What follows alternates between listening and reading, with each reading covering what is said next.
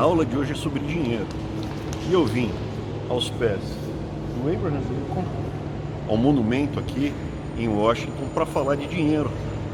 O que tem dinheiro a ver com o monumento a um dos homens mais importantes da história americana e também um exemplo que eu considero de líder mundial pelos valores que ele lutou, que ele defendeu, que ele garantiu para as próximas gerações de americanos um país melhor, mais livre e mais justo. O que isso tem a ver com o dólar americano, que é a moeda mais forte, ou com a nota de R$200, que é sobre isso que a gente vai falar na aula de hoje.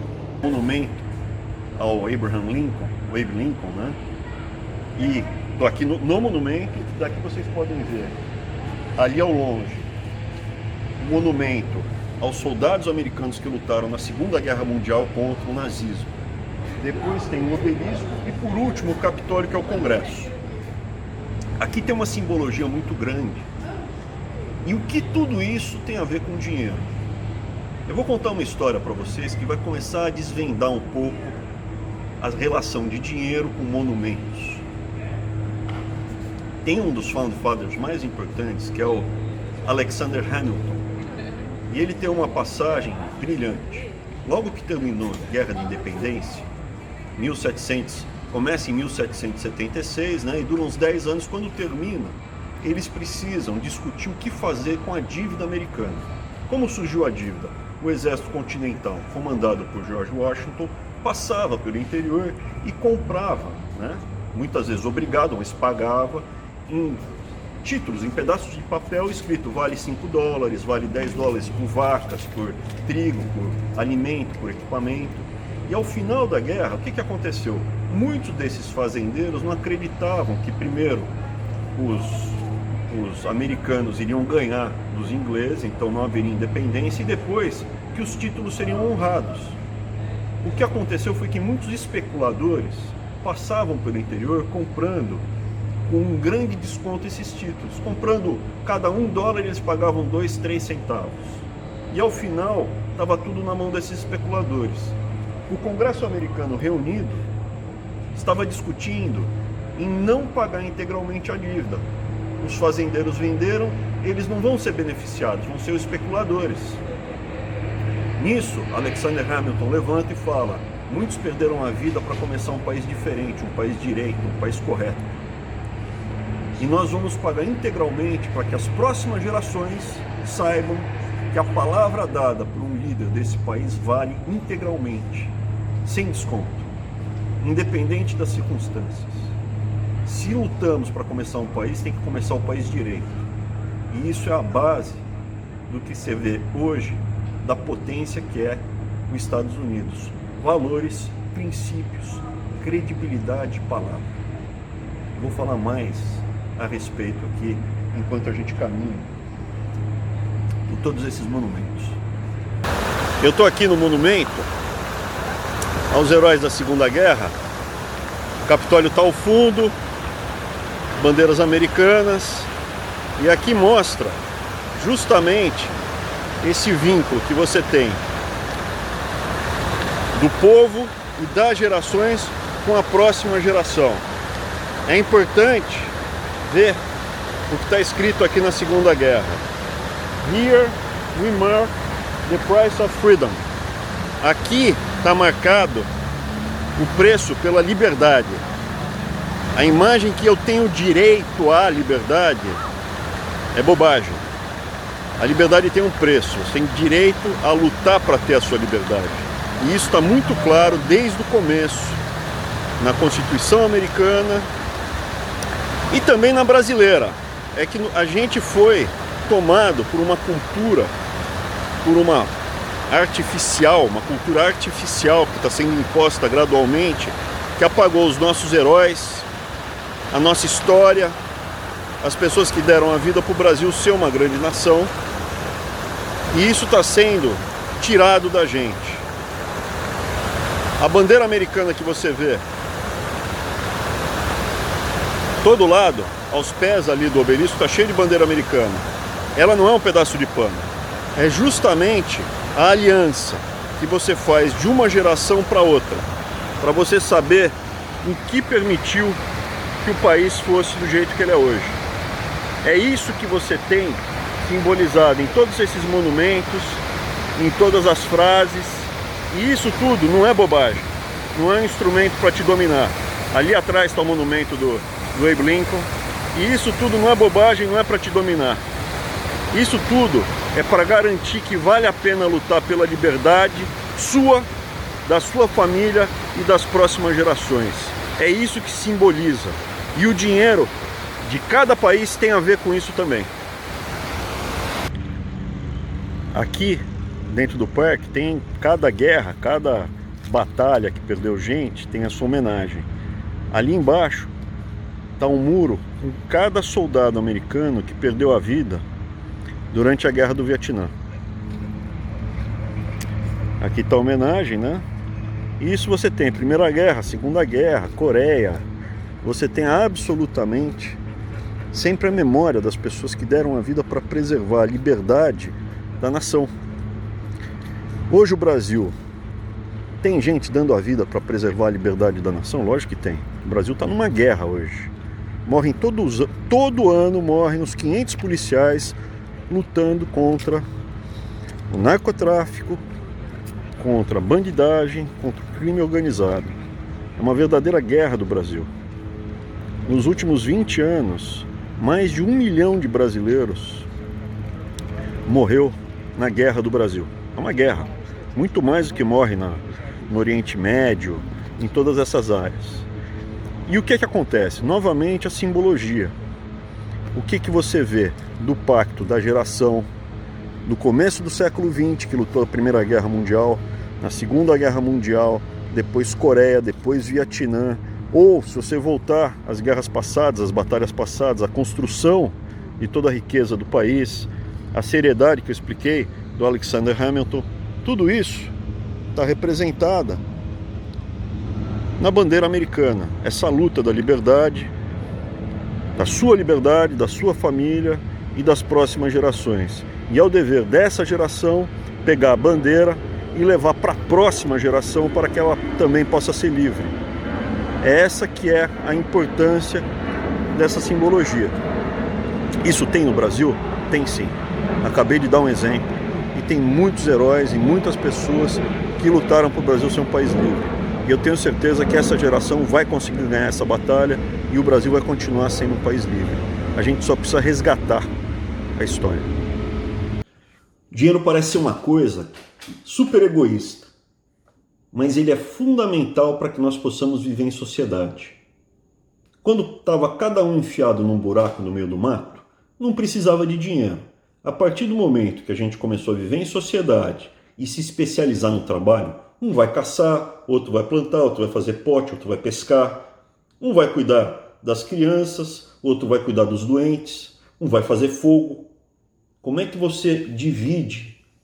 Como você faz as trocas? O escambo, inicialmente, é utilizado, mas ele não é eficiente. Vou trocar um boi por uma galinha. Não dá. Vou trocar um boi por um pote, também não dá. Então as sociedades, isso independente da cultura, no mundo inteiro, acabam desenvolvendo um mecanismo para fazer essas trocas. E isso é o dinheiro. Ele serve, é importante dizer, ele serve tanto para fazer a troca como unidade contábil. Por quê? Porque é curioso. Ele serve como reserva de valor. A troca não é feita única e exclusivamente nesse momento. Eu trabalhei, recebi uma forma de dinheiro, esse dinheiro representa as horas que eu gastei trabalhando. Está lá. E eu vou utilizar isso para trocar pelas horas de outras pessoas, mas não no mesmo momento. Vou pegar aqui o exemplo do óculos. Eu trabalhei e troquei algumas horas do meu tempo por minutos ou segundos de centenas de milhares de pessoas que tiveram envolvidas na prospecção do metal da haste, do metal do minério utilizado para fazer a lente, da confecção do produto, do transporte do óculos pronto, da vendedora, da pessoa que construiu o shopping ou a loja onde eu comprei meu óculos. Tudo isso está representado nessa troca, que isso é possível quando o dinheiro serve de uma forma eficiente como essa, como meio de troca, mas também de reserva de valor, unidade contábil. Ao longo do tempo, eu estou trocando o dinheiro dessa geração com a próxima, com a próxima, com a próxima. Então, o dinheiro nada mais é do que um pacto de várias pessoas, inclusive ao longo do tempo. Principalmente à medida que a sociedade vai ficando mais sofisticada e o dinheiro deixa de ser uma coisa física, como uma concha, como numa prisão, né? Cigarro, numa prisão, mesmo quem não fuma, tem cigarro para trocar. Não que eu tenha frequentado prisões, mas é o que a gente escuta. Passando por metais preciosos, ouro, prata. Hoje em dia, o dinheiro no mundo inteiro praticamente é uma abstração, é um pacto. Ele é baseado na credibilidade, na confiança que essas horas que eu gastei trabalhando e recebi uma coisa imaginária, que hoje nem mais papel, moeda é, nem mais em papel, hoje é um crédito eletrônico. Eu recebi isso e alguém vai aceitar de volta. Então isso é um acordo que existe na sociedade e nas sociedades que a gente vive. Local, nacional, no Brasil, real, nos Estados Unidos, dólar, ou em termos mundiais. Eu acredito que a sociedade americana é confiável, então eu aceito dólares, trocando pelos meus reais numa certa cotação. Está tudo isso refletido no preço do dinheiro, que tem que ser confiável, ele não pode ser abundante, tem que ser escasso, se não tem inflação ele perde valor. Ele tem que ser divisível. Então, hoje em dia, esse crédito eletrônico, que é o dinheiro, que não é mais papel, é um crédito eletrônico que você recebe numa TED, num DOC, ele é muito mais eficiente. Mas ele está baseado numa única coisa, que é a credibilidade que você tem nos países. E eu vou falar um pouco mais disso comparando a credibilidade que está refletido na moeda americana, dólar, na moeda brasileira, o real, na moeda argentina, peso, ao longo do tempo. Tomei um banho, coloquei uma bermuda bonita, mas eu não vim falar do meu bom gosto, eu vim falar de dólares e de reais. Logo no lançamento do Plano Real, há mais de 20 anos, uma nota dessa comprava uma nota dessa daqui. Era 1 para 1. Hoje em dia, eu preciso quase 6 notas dessa para comprar uma dessa. O que aconteceu? Aconteceu que as decisões dos Estados Unidos em relação às brasileiras foram melhores nos últimos 20 anos. O poder de compra que está refletido na moeda, nesse pacto da sociedade, aqui ficou mais valorizado que aqui. Não que o Brasil tenha sido ruim ou bom, não estou chegando nessa conclusão. O que eu estou afirmando é que ao longo do tempo, aqui teve mais inflação, teve mais desvalorização, teve menos ganho de produtividade. Quando você pega ao longo do tempo o won, que é a moeda coreana, ela performou muito melhor do que o dólar. Quando você pega, por exemplo, o ien, a moeda japonesa, depois da Segunda Guerra Mundial, performou melhor do que o dólar. Então está tudo refletido, ganho de produtividade, como a sociedade está indo, para onde ela está arrumando, nesse pacto que existe nos países refletido no seu dinheiro.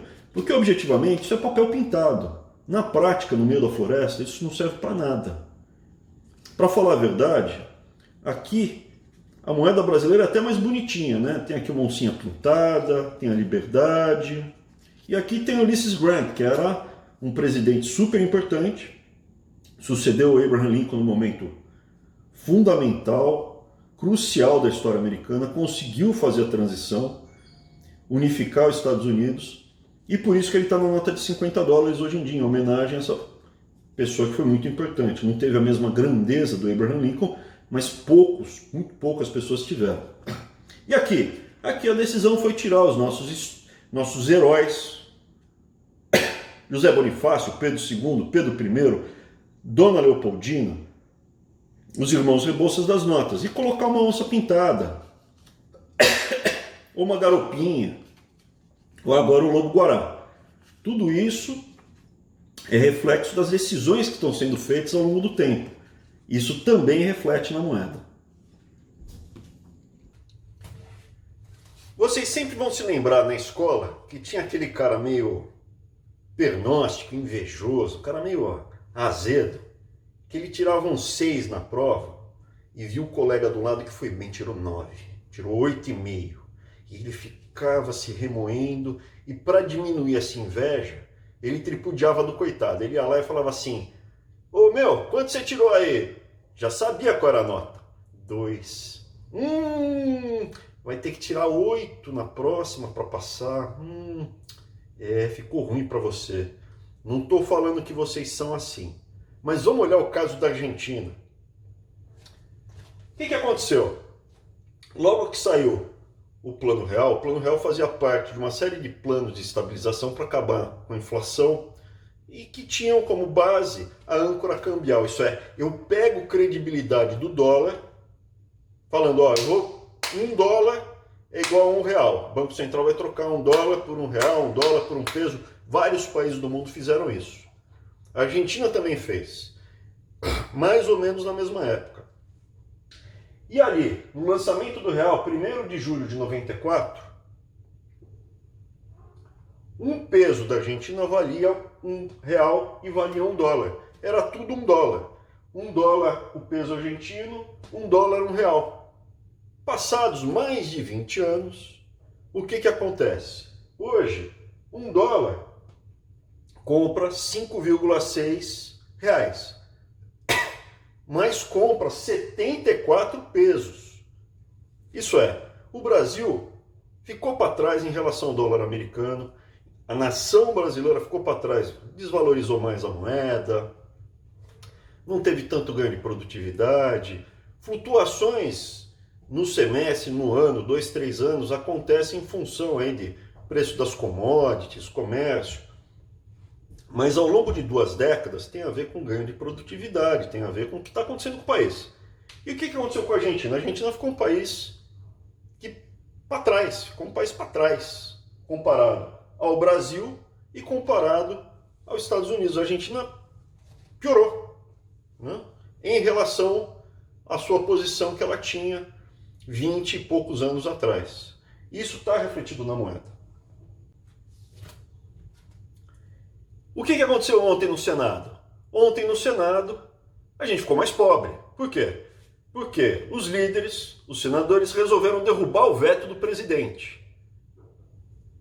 O presidente tinha vetado um aumento do salário do funcionalismo público que ia ser pago com os nossos impostos. Isso significa aumento do Estado, aumento do imposto ou gera-se desequilíbrio fiscal. Isso é, tem que imprimir dinheiro ou bonds para você pagar lá na frente. Mais dinheiro, o dinheiro perde valor. Então, na expectativa de uma decisão equivocada que compromete o futuro do país, os mercados, isso é, todo mundo aqui, resolveu e falou assim, opa, eu perdi um pouco da confiança representada nesse pacto que é a nossa moeda. Quanto foi essa perda? 1,5%. A gente teve uma desvalorização expressiva de 1,5% de ontem para hoje, baseada na decisão do Senado de aprovar, de derrubar, derrubar o veto presidencial. Então, bem objetivamente falando, ontem a gente deu um passo para trás. Significa que perdemos, é o fim do mundo? Não. Todo dia você pode escolher, todo dia uma nação pode escolher, todo dia uma família pode escolher o que vai fazer. Hoje eu vou acordar e vou tentar fazer uma coisa produtiva, daqui a 20 anos eu vou estar melhor. Se eu durante 20 anos todo dia tentar fazer uma coisa positiva. Às vezes eu vou errar, às vezes eu vou acertar, mas se durante 20 anos eu me esforçar, eu vou caminhar na direção certa. Ou eu posso resolver encher a lata, fumar maconha, fazer bobagem, ou eu posso resolver estudar uma coisa que vai ser muito útil e que se der certo eu vou ganhar muito mais. Então são decisões que você vai tomando.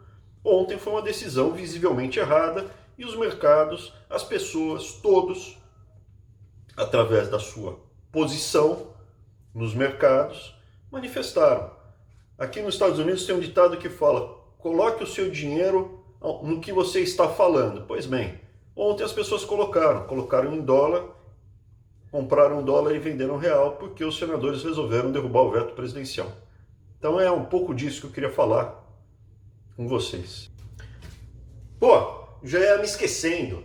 E a nota de R$ 200, o que ela significa? Significa isso, que o dólar preservou muito mais valor que o real. Não que o dólar não tenha tido inflação, perdeu o poder de compra. De 94 para cá teve todo ano aí 2% de inflação, juntando tudo dá uns 40%. Tinha que ser $140 para corresponder aos $100 da época. Mas no real foi pior. Melhor que na Argentina, mas pior do que nos Estados Unidos. Então, assim, esquece inflação para fazer. Isso aqui não é uma aula de microeconomia que a gente vai fazer toda, só para passar alguns conceitos. O dinheiro serve para fazer trocas. Antigamente, com uma nota da garopinha, eu saía com $100 no bolso. Valores de hoje seria como R$ 550 no bolso. A mesma nota da garopinha hoje, para ser igual ao que era, 550. Só em relação ao dólar. Se fosse colocar a inflação, mais de 700. E hoje em dia? Hoje em dia, você com a nota de R$ 200 que vai sair agora, você não vai comprar $40. A justificativa para você não ter notas de tanto valor é que dificulta o tráfico, a lavagem de dinheiro. Lembra do Gedel que foi preso aí com 50 milhões de reais em notas? Imagina, precisava 1 milhão de notas dessa que estava guardada no apartamento. Pois é, se você tivesse notas de maior valor, facilitaria a vida dele. O pessoal que gosta de transportar dinheiro na cueca, o pessoal que gosta de transportar dinheiro em mala, isso vai dificultar, então eles não querem, mas isso é bobagem. É como falar, então vamos cortar a mão do pessoal para o pessoal não poder roubar, vamos cortar a mão de todo mundo. É melhor punir objetivamente o corrupto e o ladrão do que ficar gerando problema para o cidadão de bem. Hoje em dia não é tão grave, né? Porque as transações principais são feitas eletronicamente, ou no cartão, ou no cartão, ou você faz por TED. Mas, por outro lado, você tem o maior controle do Estado. Isso me incomoda um pouco. Eu preferia ter mais notas para, se eu não quiser saber o que o Estado, né, não ter como descobrir o que eu estou fazendo com o meu dinheiro, eu me sentiria mais tranquilo. Eu prefiro ter notas que eu possa gastar e o Estado não tem como descobrir como eu estou gastando. Isso é possível com o rastreamento eletrônico que hoje é feito. Objetivamente falando, então, o lançamento da nota de R$200 recupera um pouco do poder de compra do papel moeda que é utilizado para transportar. Mas não quer dizer nada. Se fosse para colocar de 94, era como ter uma nota aí de R$750, mais ou menos, com inflação, com câmbio, com tudo. Então, é isso só, tá, gente? Eu acho que eu vou fazer uma sessão bônus. Espera aí.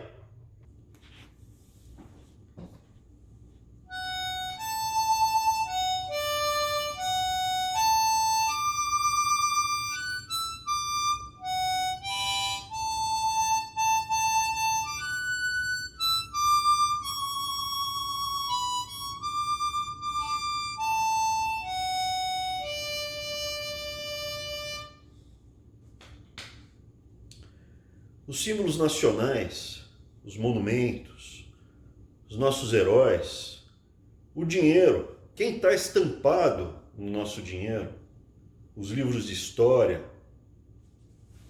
a bandeira nacional, tudo isso representa o pacto entre as gerações, passadas, presentes e futuras. As gerações anteriores brasileiras fizeram coisas certas, mas fizeram muitas coisas erradas. E a gente vê nitidamente que o Brasil perdeu espaço no jogo mundial, perdeu soberania, perdeu relevância econômica. Nossa vida ficou mais difícil, foram escolhas passadas. Mas para a gente chegar a ser uma grande nação como o Brasil é hoje, muita gente correta, patriota, corajosa, lutou, se esforçou, deu a vida. Nós temos heróis que não ficam a dever nada em termos de valores, capacidade intelectual, patriotismo aos founding fathers americanos. José Bonifácio, a princesa Isabel, Dona Leopoldina, Pedro I, que foi difamado, mas era um grande imperador, Pedro II, os irmãos Rebouças. Você tem uma série de heróis nacionais. Um José Bonifácio não deve nada a Benjamin Franklin, a nada a um Thomas Jefferson. E você vê nitidamente essa nossa história sendo continuamente apagada e esquecida. Um exemplo disso foi pós-golpe, né, que foi a proclamação da República em 1889, foi um golpe contra Dom Pedro II. Não houve consulta popular. O Dom Pedro II era um imperador, era um governante com alta popularidade. E a nossa bandeira, que reflete, é o símbolo mais forte de um país, a nossa bandeira, que era muito parecida com a atual, os golpistas tentaram mudar. Havia discussão para matar a família imperial e mudar a bandeira. Só que a reação foi tão grande que eles preservaram o fundo verde, o losango amarelo, então manteve o verde e amarelo, no formato que era a bandeira do Império para o formato atual, e o que eles colocaram foi o círculo azul em cima do que era o brasão do Império e o Ordem e Progresso, que é um lema positivista. Então você vê quão importante é essa simbologia. Os símbolos nacionais refletem muito o que aconteceu e o que vai acontecer com o país. A partir desse momento, a gente teve uma presença muito forte de uma mentalidade positivista que é, sim, uma ingerência na vida das pessoas. Isso é, os sábios lá da capital vão decidir o que vai acontecer de uma forma científica com os nossos futuros e as nossas famílias. Então tudo isso está refletido nos símbolos nacionais e elas devem ser defendidas. A nossa história, os nossos heróis, os nossos símbolos nacionais devem ser defendidos e eles afetam não só o presente, mas o futuro dos nossos filhos e netos.